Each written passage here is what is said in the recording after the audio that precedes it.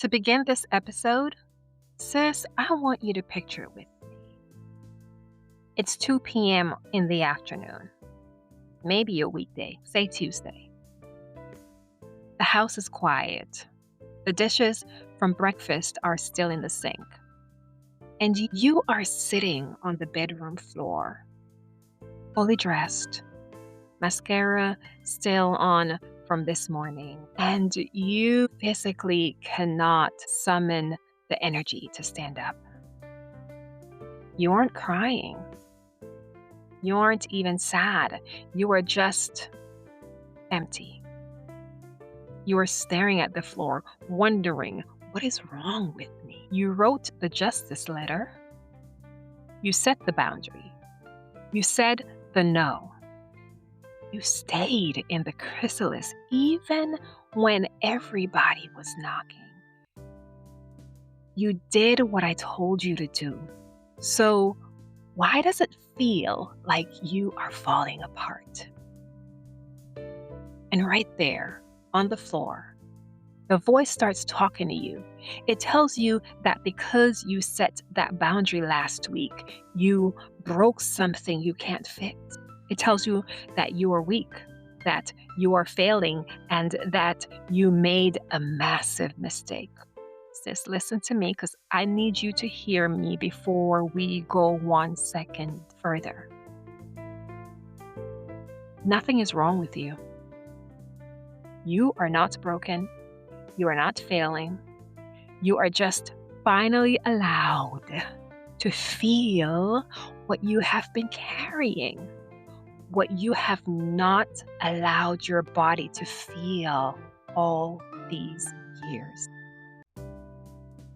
This episode is for the woman who finally said no and now cannot get off the floor. But let me be crystal clear. Lying on the floor because you are finally resting in God's presence is completely different from laying on the floor so people can wipe their feet on you. You are not a doormat anymore, honey. You are a woman in recovery. Welcome to episode 9 of the Holy Kingdom Purpose podcast, a production of Her Virtuous Purpose. I am your host, Natalie R. Trotman. It has been a few weeks since we were last together. I took a pause to build something specific for you in the background, something we will talk about a little later. Let's pick up where we left off, because we have been doing some seriously heavy lifting together. 2 episodes ago, in episode 7, I asked you to write a justice letter. Not a forgiveness letter, a justice letter. The one where you finally count the receipts, honey. The one where you finally name what was happening. The one where you finally named what was taken from you. The one that sits in a drawer as evidence instead of in your stomach as a knot. Then, last episode, episode 8, I asked you to stay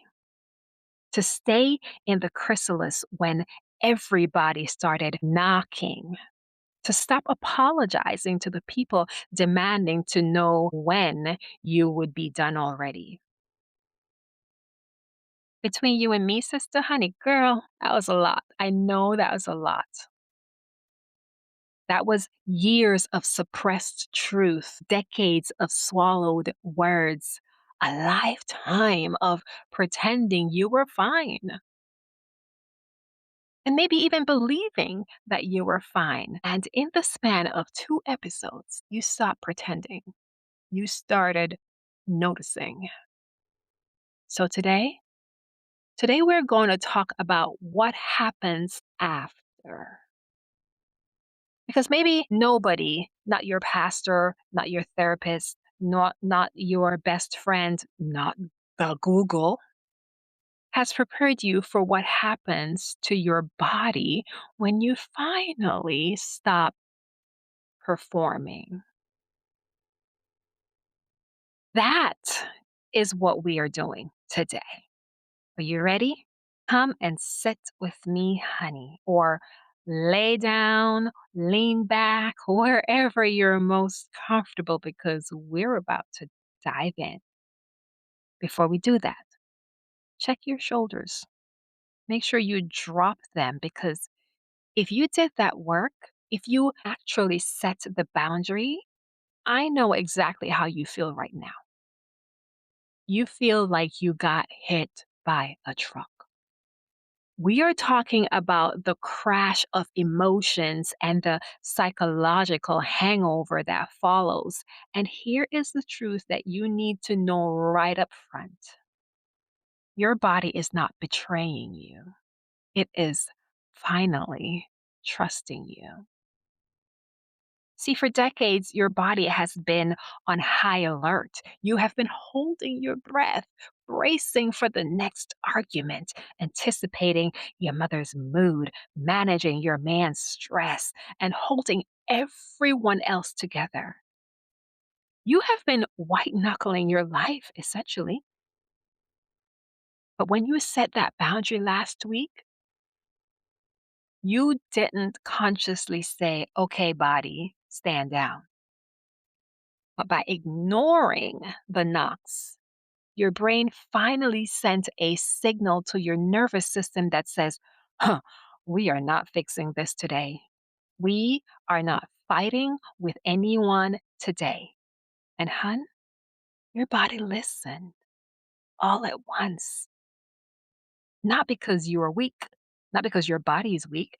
This is what happens when your body has not exhaled in 20, 30, 40 years.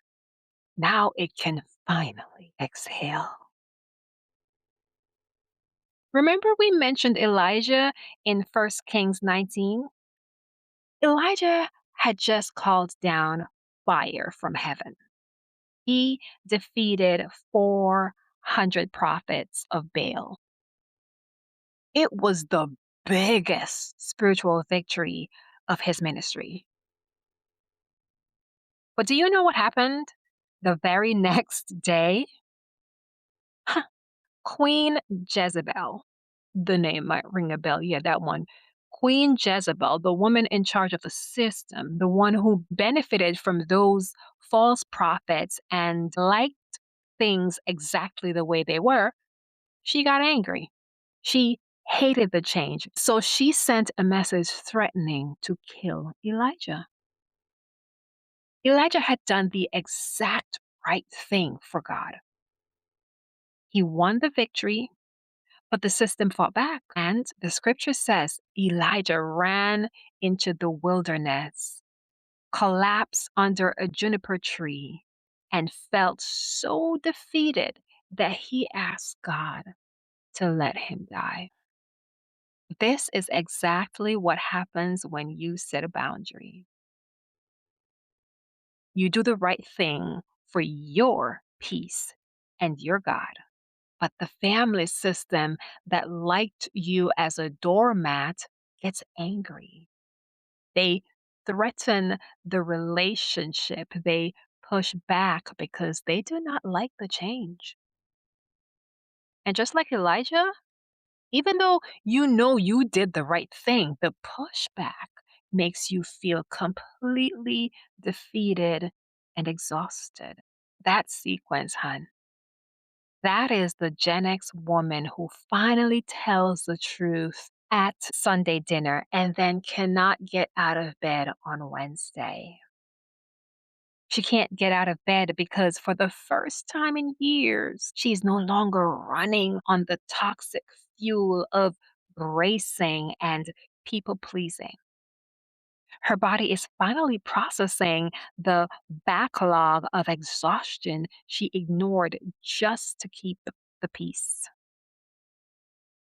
Now, back to Elijah. Watch what God does next.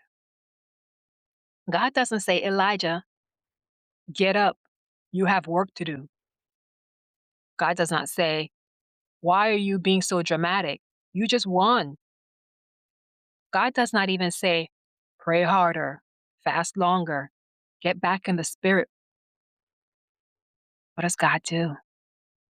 He sends an angel. The angel touches Elijah and says, arise and eat. There's a cake. There is a jar of water. Elijah eats. He drinks. And then he lies down again. The angel comes a second time. Arise and eat, because the journey is too great for you. Elijah eats, drinks, then walks. That, my dear, is the rescue plan. The greatest prophet in scripture in the middle of a breakdown, and God's response is lie down, eat, lie down, eat, then walk. No lecture, no rebuke, no 5-step recovery protocol. Says this is your rescue plan also. The angel has been dispatched, so rest up, sis. That processing is the recovery, because recovery is not a detour from your theology. Recovery is theology. Your body has been keeping a record of everything you refuse to say out loud, and your body now is recovering from it. I'm not going to give you a science or biology lesson today about your nervous system because, well, you know exactly what I am talking about. You know, the shoulders that haven't dropped since 2018. You know the jaw that grinds in your sleep. You know the knot that forms in your stomach the second the phone lights up with that person's name. You know the exhaustion that sleeping 8 hours doesn't fix. Psalms 139 says, we are fearfully and wonderfully made. God didn't just design your spirit, He wired your body. The world has turned that verse into a body image sermon about feeling pretty. The text disagrees with that. Fearfully and wonderfully made means you're wired. The same God who designed your prayer life designed the way your body keeps the receipts. Your body's not betraying you. It is finally trusting you. It finally feels safe enough to put the heavy load down. This is exactly when the doormat in her Sunday dress is going to show up. She's going to look at you on the bedroom floor and say, see, you weren't strong enough for this. Setting boundaries is ruining your health, ruining your family. You just need to apologize so things can go back to normal. The doormat in that pretty Sunday dress is a liar. The crash is not the proof that you are weak, you have failed, you don't love your family. The crash is the proof that the intervention is working. Think about it like this. If you were still performing, yeah, if you were still trying to manage everyone's feelings, you would be running around trying to fix it right now, wouldn't you? The fact that you have no energy left means you actually stopped the performance. You are finally feeling the actual weight of the reality you survived. In Psalms 23, the word says, He makes me lie down in green pastures. God is actually the one causing the rest. You do not have to perform your recovery. Stay, stay, stay, stay in the rest. Stay in the process. I have no checklist for you today. There's only one instruction: lie down on the couch, on the bed, on the bedroom floor. Not rest, not take a break. Lie down the way a baby lies down in a crib, the way Elijah lay down under the juniper tree.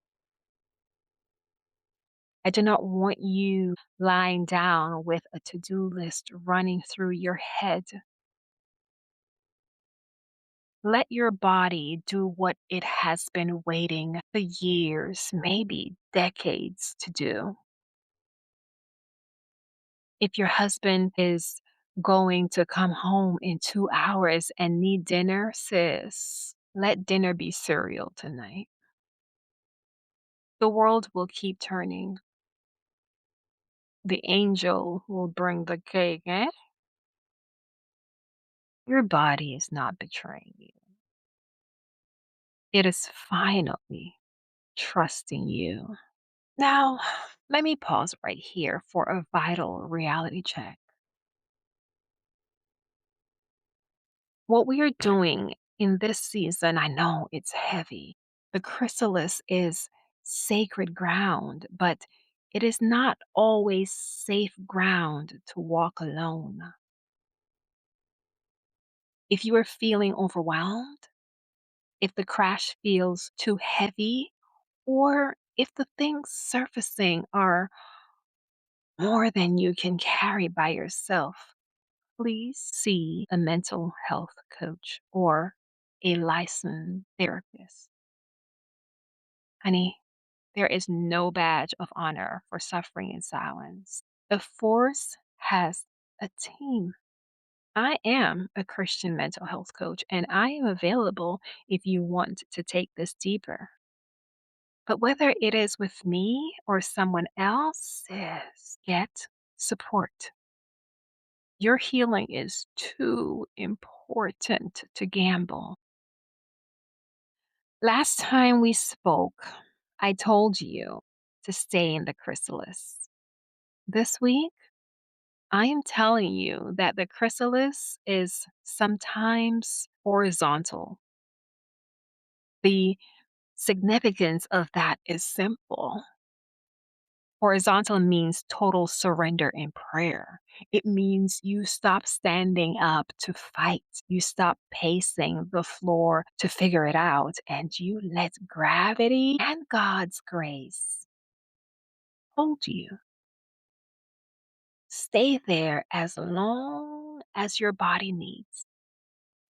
Now, as I mentioned earlier, while I was on pause these last 3, 4 weeks, I built a quiet companion for you, a place where the work we have been doing in these last 2 episodes, the justice letter, the receipts, the body's testimony, finally has a home on paper, a place to write it down, a place to file it, a place to let it rest somewhere outside of your shoulders and your stomach and your jaw. I'm not going to oversell it. That is not my style. But the very first session is yours for free.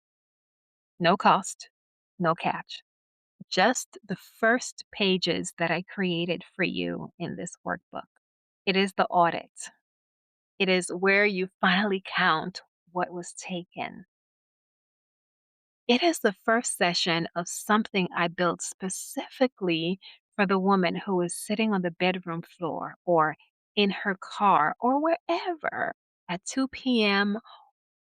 or 2 a.m., wondering if she is broken, if she made the right choice, if she should change her mind, if she should just apologize, if she should just forgive. This workbook is for you. You are not broken, love. You have receipts. Your receipts are your proof. And this is where you get to lay them down in this workbook, or at least for now, this first session. And the link is in the show notes. Free download is right there, just waiting for you. As usual, if this episode found you today, if it gave you permission to lie down, if it told you something about your body that nobody else has told you, share it with someone else. There's a woman in your life that is probably sitting on her bathroom floor or her bedroom floor, or maybe not on the floor, but she's wondering if something is wrong with her. She's not going to stumble onto this episode by accident, but she might listen if it comes from you. Send it. That is not marketing, honey. That is ministry. I cannot wait to see you in the next episode. Until then, I am your mental health coach, Natalie R. Trotman, encouraging you to stay purposefully in His presence because He is where the joy is.